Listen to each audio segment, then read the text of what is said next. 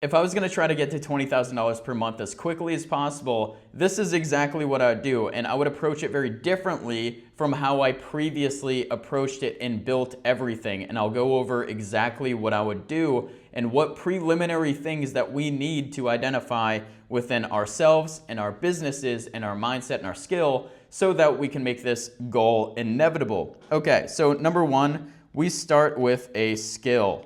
Okay, you likely have a skill. You probably do if you're watching this video. And so there are a couple of things that we have to identify preliminary to actually getting into the tactics. Because if you need to understand the mechanics of the game and yourself first. And so you have to identify your identity, your values, and your limiting beliefs that you uphold right now about your skill and how money works fundamentally, okay? And so we're gonna look at your identity, we're gonna look at the philosophy that you hold of your worldview, your experiences, things that shape you and make you unique. And then we're gonna look at the skill itself and the limiting beliefs around that skill. And then we're gonna look at the channels. How do we actually make money with all of this locked components, okay? And so within your business, actually I'll start with identity first. So within identity, you have a bunch of preconceived ideas of how things work and how things operate, okay? And so within yourself, you need to identify that there is what's called a shadow self. And I was just talking to one of my clients about this yesterday. And so basically there is this like old version of you that has these preset things on worldviews on how things work, okay? And so with that being said, there is this resistance between that shadow self and you, the ideal version of you. And so basically what happens, and this is what happens a lot, is that people try to accelerate the transformation to their ideal version, and then the shadow self baseline never actually gets lifted. And so what happens is there's this distance between you and the ideal version, like your baseline version, and then you.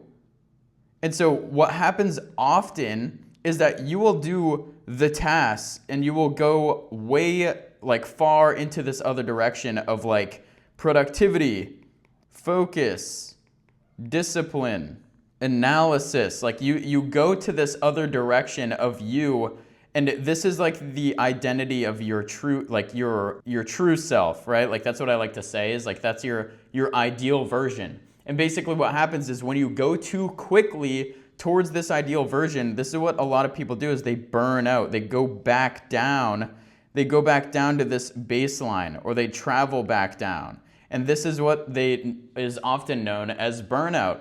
And so people burn out like this because it's basically like elasticity, right? In economics, it's like as you go, as your optimal self, as you have these actions and these habits of your optimal self, your baseline here of your shadow self, basically it's Carl Jung's version, right? And so it will pull that optimal version back down to the shadow self. And so basically what you want to do is you want to increase the baseline of your shadow self and your foundation. Because once you increase the baseline, you're getting stopped up at this higher level. And so you maintain the proper tasks, the proper habits, the proper, focus to be able to accelerate towards your goal of making money. Okay? And so like you have to understand that your habits and the way you view things are shaped by your previous old self, and that you are trying to get and align everything with your new identity. And when you do that too quickly, you snap back even faster towards your old identity and you call it burnout. This is one of the most important things because this is the foundation for you. You have to look at yourself first before you start building up the business, before you start integrating new habits, before you start desiring other things, because it's like most of the time those aren't even your desires. It's mimetic desire. from Rene Girard. And so we identified that like, okay, you're snapping back to this baseline version of you. How do we increase the baseline? We basically want to slowly build up the habits of your new identity, because if you do it too quickly, you're just gonna crash back down to that baseline, okay? And I wanted to open up with this because this is one of the most important things. This is why people burn out. This is why people have this confidence issue, is they snap so much, they go to that ideal version of themselves too quickly, and then they end up burning out and they can't maintain that consistency so that the business actually succeeds in the long-term time horizon. And that's like one of the biggest problems. Okay, and so from here, what you're gonna do is you're gonna write out your philosophy and values, and then you're gonna do what's called the dream life. It's like, okay, how do we reverse engineer the actions in order to achieve your dream life? What is your philosophy and your outlook, your personal outlook on business, on money?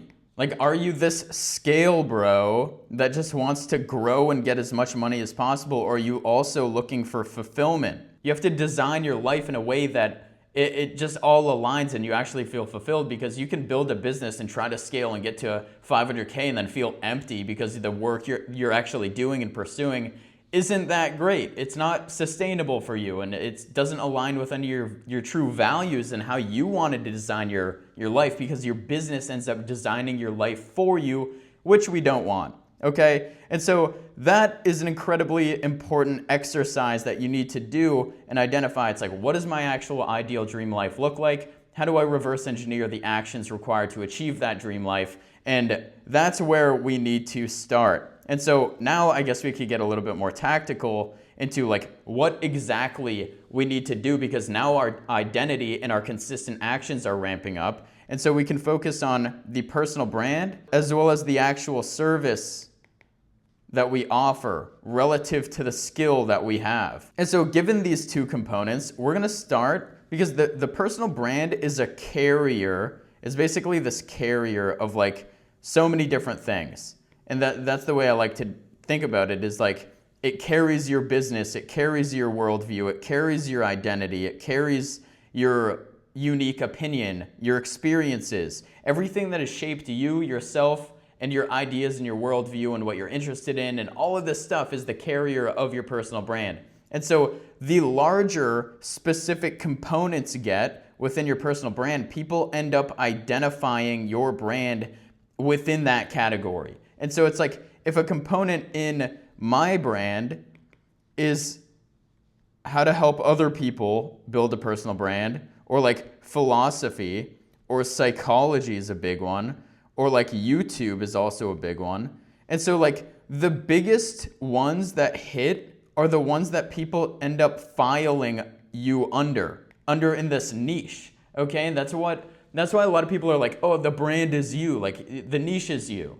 The niche is you because your interests and the way your personal brand should be designed is that there's a lot of different components under it that showcase your worldview and ultimately build trust, because that is the lever that we need to actually make money.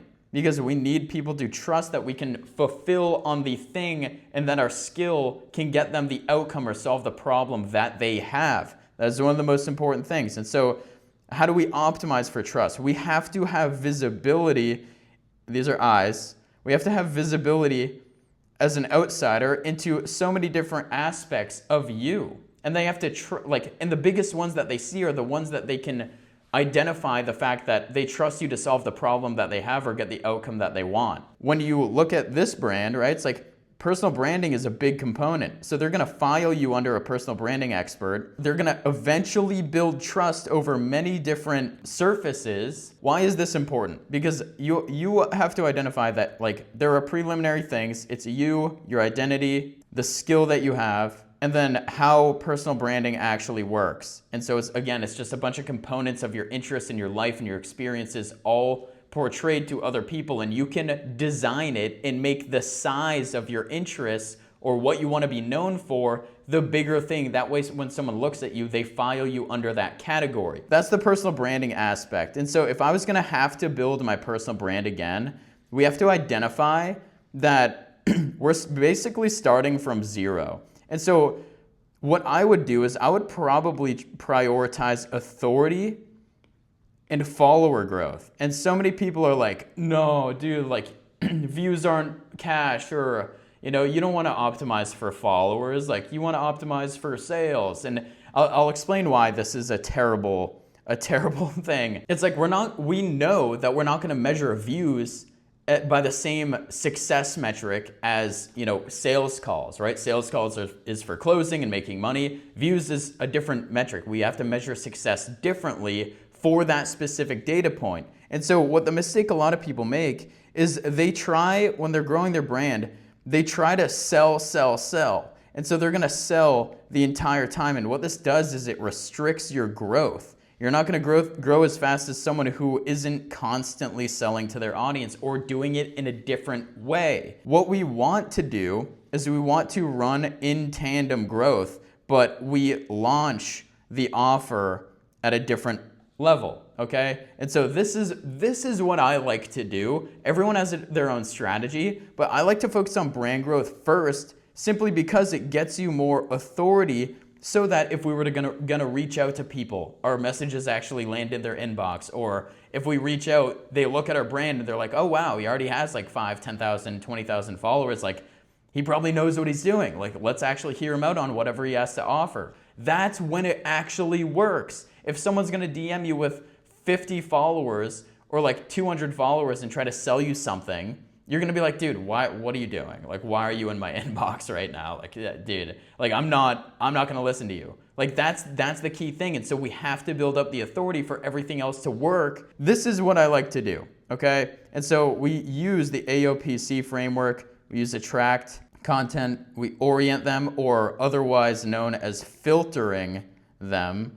Filtering the people who come in, right? So we can think about this sort of like a funnel here. And then we prove, and then we convert, okay? And so every post that we make for our personal brand is going to map to one of these functions, okay? And this is what a lot of people don't understand, is they'll just post randomly and not think about the function that the post does. And so if I was gonna start over, I would prioritize these two, attract and orient, okay? I'm not really focused on proving and converting. We can prove. Like that's the problem with this, right? Is like when you're trying to constantly drive people to CTAs and you know, they're not gonna wanna follow you, because my future content expectations of this person are going to be just trying to sell me. And I don't want that. I wanna actually, that's why the whole personal branding component is so important, is because like you wanna be interested and you wanna see their views, their unique experiences. You know, in terms of my personal brand on YouTube now, it's like game theory, psychology, business, like launching a consulting business, helping other people get to $20,000 per month. Like that's exactly what I do. We need to focus on brand growth. And so what do? We focus on attracting and orienting people. Why? Because it attracts a larger audience within a defined umbrella, within what your offering is. And then you filter people. It's like, these are the type of people within this umbrella that I want, or like that I want to follow me and that I want to engage with. That's how I would approach the personal brand side of things. And so with the attract piece of content, I'm gonna go deeper. What I'm gonna do is I'm gonna do, you know, text plus B-roll into audio. And then I'm also gonna pair that with carousels. And then I might even add yapping content or storytelling content. So basically this is like the trifecta of like the best, in my opinion, like the best sort of growth tactics. And so B-roll plus text is like great for top of funnel, or at least attracting a specific type of person. And so your B-roll can basically surface and hit their identity and hit their emotion within that reel. This is gonna drive people to your profile. And then if your profile is optimized in the right way, you have highlights, you have a clear profile picture, you're very clear in your bio, like they're gonna be more likely to follow you based on their future content expectations that they have of you. Okay, and so B-roll and text is super powerful. This is like the best way to grow followers, in my opinion, is literally B-roll with text. And as long as your profile is optimized and you actually have some of the yapping content in there and you have some of the carousels in there that get more specific into a specific person's situation, orienting them into a problem, that's how you're going to grow your brand really effectively. And so sort of going into the carousels are great because I'm going to do 3 here. So you can attract within the carousel on the hook. The hook is very important. You attract them. And then within the body, there can be 4 bodies in the carousel. So one, you're going to orient them to a problem, and then you're you can orient them to a skill. You can orient them to pretty much anything that is adjacent to your skill that you have, okay? And so you do that within the body, and then you can actually have lead magnets and conversion pieces, right? That's what I would do. And I would it's still probably a good thing to do is still have lead magnets as you're trying to grow your personal brand. You just don't want to constantly sell them because no one wants to hear that, okay? No one wants to hear that yet. That's what I'm trying to say. And so when you grow this brand in tandem with your offer, this is where you get the best audience as well as the best money-making possibilities. Okay, so what does this actually do though? It's we have a good personal brand, and anybody that's trying to make it seem way more complex than what I just said is literally telling you that because they want you to believe it to be true so they can sell you something. I will stand by that forever, okay? And so it doesn't have to be that complex. It could just be simple. It doesn't have to be crazy complicated. And so what does that personal brand do? We can actually have DM conversations with that pool of people who follow us. And so that's how we're going to make our first sale, is by hitting up the followers who decided to follow us from our reels and our carousels and all that stuff, okay? That's how I literally made my first few sales. That's how I made my $8,700 my first month doing this. But again, I did it differently. I already had the brand, and then I launched the offer. And so I already had this pool of people who were warm to me so that my offer converted.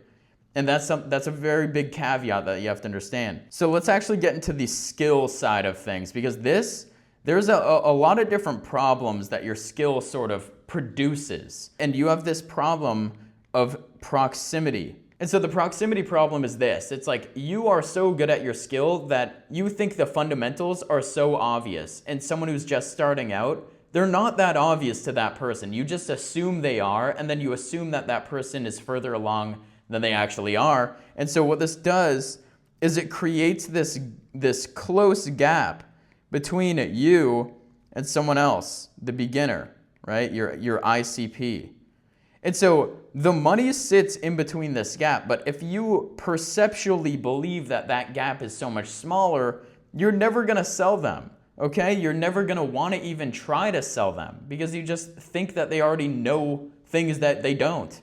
And so that's one of the biggest problems, is that there is this clear gap between you and a beginner because you have a skill. And so the money sits in between this gap. It's you have to think about it like a game, and you want to gamify it. It's you are, we'll say gold level. And then there are other levels before you that you personally had to go on that journey. We'll just call this level 3, level 2, and then level 1. The person who's at level 1, you already assume they're at level 3, and therefore you're never going to sell them. But they're actually a level 1, and so there's this massive gap in between you and them. That's where the money is, and it also sort of ties into your confidence. Because if you assume that people are way more skilled than they actually are, you're not going to be as confident that you could even sell them. Okay? And so you have to recognize that your skill, you don't have to be this crazy expert. You don't have to be a 10 out of 10. You can be an 8 out of 10 on your skill, or a 7 out of 10 helping 1s and 2s get to level 6. 6 out of 10. Okay, and that gap between 1 and 2, we'll just literally draw a spectrum, 1 and 2 and 6 is pretty big. There's 3, 4, 5 in between. And so you help streamline years of effort and skill that they need to accumulate in repetitions just so they can get that outcome. This is all good, but how do we actually make money? What do we do? How do we price our skill? How do we get clients? I like to price the skill relative to the total value that you can create for someone. So let's just say your skill can get someone, we'll call it, 10K a month in revenue. If your skill can get someone 10K per month in revenue, you should be charging them, 1K to 2K per month. Or if you wanted them to pay in full, you could do that and charge them, let's just say 8 to 10K with a discount to make it more, appealing. But if you get someone 25K per month, you can charge them 2.5K to 5K per month, which is 60K per year from one client. And something you have to understand as well is that they're paying for access. And so there are levels of access to you. And so you can have different tiers within your program. You can have tier 1. They get very minimal access. And so this could be the 1K per month. Tier 2 is they get maybe 1 weekly call with you plus async. This could be 5K per month. And then 3 is done for you, you do all the stuff for them. This could be let's just call it 10K per month. But you only need 4 clients at this middle tier, which is most of the time what you're going to be selling. It's basically like the small, medium, and large at McDonald's. It's most of the time, people just get medium because they think it's the best deal. And that's the same mechanics that we apply here. And so 5K per month is going to be the one that you sell. And you only need 4 clients. And so 20K per month is 4 clients. And depending on your price and what you do and how you structure your program and other, monetization techniques that you decide to do, this is very doable. This is incredibly doable. It's 4 people. It's 1 per week, which is just a handful of conversations that you need. A lot of people just think about this as there's so much resistance in between you and actually getting clients. It's no, there's not. You just need to be a little bit more strategic and structured with your thinking and how you approach the entire situation. There are outside variables that can help determine how much you can charge. If you have 1 million followers and if you're Alex Hormozi and you're offering the same thing as someone with 100K, this Alex Hormozi is going to be able to charge a premium on top of his service simply because he has the authority and he is Alex Hormozi. So that is something that's a very big caveat. The bigger your brand grows, the more the bigger the premium on your program that it could be, or working one-on-one with you. I would literally build my brand using exactly what I just said, the B-roll plus text, yapping, or storytelling, and then carousels with CTAs. That way I can capture email, and then we make sure that our skill and our confidence level is high and that our identity aligns with everything that we're actually doing, so we're confident in the way we show up for our clients on sales calls, in front of the camera, everywhere that we are and everywhere that we appear. We're just overly confident because we know we are the best at what we do. I'd price it relative to competitors as well as relative to the value that I could create for someone.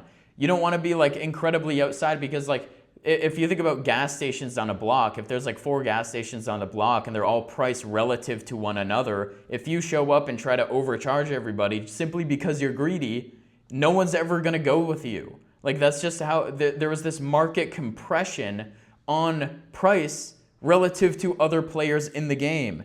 Okay, and so that's why it's important to understand the value that you actually can create for someone. You charge a percentage of that, and then you also inspect what are other people actually charging for their program that is similar to you, similar in deliverables, similar to everything, because a lot of people are just buying the person behind the camera. In tandem with the personal brand growth, you're doing your outreach and you're reaching out to new followers and existing followers. And my handwriting is terrible, guys, by the way.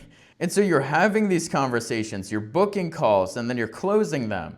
Okay, and so you're basically able to start getting momentum and start actually getting better at the thing that you're trying to do. But again, all of this hinges on your ability to understand yourself and be confident, as well as reducing the resistance between you and the actions that are required to get all of this stuff and make it work. This is what works. This is what I do, and this is what I would do if I was gonna start over. This is a high-level overview, okay? Hopefully this was helpful. I'll see you guys in the next one. Peace out.